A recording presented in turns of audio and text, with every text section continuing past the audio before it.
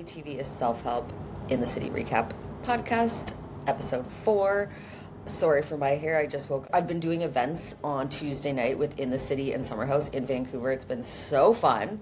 If you live in the Vancouver or the surrounding areas and you came to that and you're hearing this podcast and you don't follow me on TikTok, Reality TV is Self-Help. Please follow me and please DM me because we now have a Vancouver group chat so I can update people when Bravo events are happening. So anyway, that was really, really fun. This week, the house was packed. The bar that I was at, Good Co Granville, there was over 300 people there. Everyone was in such good spirits. I'm actually going to start at the bottom. So to me, it is actually pretty much the Kenny Gavin show. I am really intrigued by these two, and they are, it's very interesting because of how much Kyle and Amanda, I'm still interested with what's going on with them, but since I think we have so much knowledge about what's happening, I'm more interested in Kenny because he kind of embodies, I think, a lot of the typical Bravo men thing of we're obsessed with watching these men, we're obsessed with men who have strong dominant personalities but a lot of toxic traits, and trying to figure out what makes us want to pay attention to men like this. Is it worthwhile learning from them? I do think it is, and I think it's fascinating to see men who they don't see their own toxic traits or manipulative ways of communicating, speaking, until they get that audience feedback, until it's recorded, and until it's almost impossible to deny, though we've seen people like Amanda and Wes, they will deny things till probably their grave. The final thing on the episode is that diner. I think there's a dynamic that's building, whereas Gavin is getting blamed for Kenny's own issues and Gavin's just speaking about them or not defending Kenny so aggressively that Kenny's taking out on Gavin, when it's like, Kenny, look in the mirror and this is on you, that you're not comfortable committing. And I think that Kenny is going through a lot. I think he is traumatized as a result of the loss of his mom, which happened just less than a year ago, but he is a man who I'm assuming is in his early 40s. He is clearly commitment phobic well before he got with Whitney and before his mom passed away. At least we're going to start to get into that next week when we see him and Whitney sitting on his couch and he got some news about his dad. And so I want to know what went on there, because I think he has abandonment issues that are contributing to why he's scared to commit. All of this. Oh, also for the preview for next week, we see they're on some streetcar thing and talking about how Danielle was called a homewrecker because she's dating a guy who's married. She says they were broken up for 4 months before she got with him. Danielle saying, I was called a homewrecker, and Amanda goes, is this not the truth?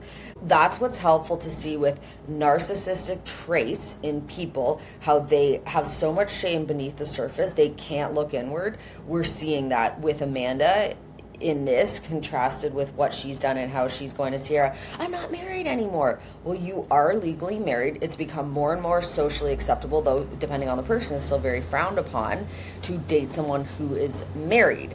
So yeah, there's that. Also, let's see. Okay, so Kenny runs away from the situation, which is so funny. So now we're seeing that Kenny's had conflict with Gavin and Whitney present. He can't handle the fire, so he jumps out of the frying pan outdoors, needing, again, just a little breather. As long as I walk calm and I don't escalate my voice and I speak this way, it doesn't mean I'm manipulative. It doesn't mean I'm causing problems. It doesn't mean I like to provoke people. It doesn't mean I can't handle criticism. That's what I think Kenny believes based on whatever he's seen modeled in front of him. So yeah, he's always quite calm, but he is hypersensitive to criticism. They talk about the whole get your spark back thing and how Andrea switched that to Murky, and then that got back through Lexi, Andrea's wife, to Whitney. Whitney kind of, when Gavin sits down there, he says, oh my God, I haven't seen you guys every day anymore because I saw you every day during the summer. And then he says to Whitney, you stole him from me. Gavin's being sarcastic. He's saying, sometimes I'm on that sparkling vibe because he likes mimosas, so I like his sarcasm. And she says, you need to get your spark back. Whitney does have a sense of humor. She's starting to show us. I like this. She is growing on me. And I'm thinking she actually has the personality Kenny wishes he truly has. She is genuinely very even-keeled. Kenny, beneath the surface, I see again a sneer on him. I see a lot of micro reactions of rage. I have a lot of anger as well. I believe people who are angry, we can easily see it in other people. He still has to talk to Kyle. I think Kenny is more scared to talk to Kyle about this rumor that he spread due to power dynamics. Kyle is the number one guy in the house, or the city. We'll see how Kenny stands up to Kyle. Gavin finds out, he goes, I didn't know you said the spark comment. They got to get deeper. Gavin says, I think you want a little more passion. I think you want something from Whitney. Gavin says, I know Kenny is feeling insecure about his relationship because he knows him so well. Gavin even goes on to say, because Kenny says her relationship is perfect. That's kind of boring. And then Whitney says to Gavin, she's starting to stand up for herself a bit, which I also like, well, you're used to a crazy toxic situation. And then Gavin shows that he is, unlike Kenny, able to have some self-awareness and insight. He goes, that sounded like a jab coming from him. And I like that you stood up to me, Whit. Kenny's just, put your weapons down, Gavin. And he runs out. And Kenny also says that he was attacked by everyone in that place last night. Like I said, he expects too much loyalty from Gavin. He knows Kenny. It's not Gavin's fault. I'll go right back to the beginning of the episode. So we see that continuation of the conversation between Whitney and Kenny. Kenny's unbuttoned shirt is flying free. Kenny is able to get Whitney's sympathy by blaming all his commitment issues on the loss of his mother. That is very legit, but this is, I believe, a manipulative tactic when they use something that is going to be very, very, very hard for the other person to challenge. I mean, the biggest example would be Gypsy Rose and her mom. Because Gypsy was sick, Gypsy Rose's mom was able to use that stigma around you have to believe someone when they're sick and you should take the parents' word because they know their child best. There's sometimes when it's these areas where it's very hard to speak up against because there's a high likelihood that you're going to be the asshole and this area of unknown is going to be thrown back in your face. Kenny's using his mother's passing slightly to distract from, you've been a commitment phobe clearly your whole entire adult life, and from what Gavin's hinting at, you've also been, sounds like a cheater and a player your whole adult life, and that did not just happen with your mom getting sick. It wasn't that we have no spark. That's what he tells Whitney. Why I get so defensive is I feel like you don't deserve it. He says he's standing up for Whitney. I also don't think that is true. Then we see Yvonne, who's now pregnant with her husband Nick. Okay, I have these underlying worries basically with most men I see on these shows when they're overly smooth.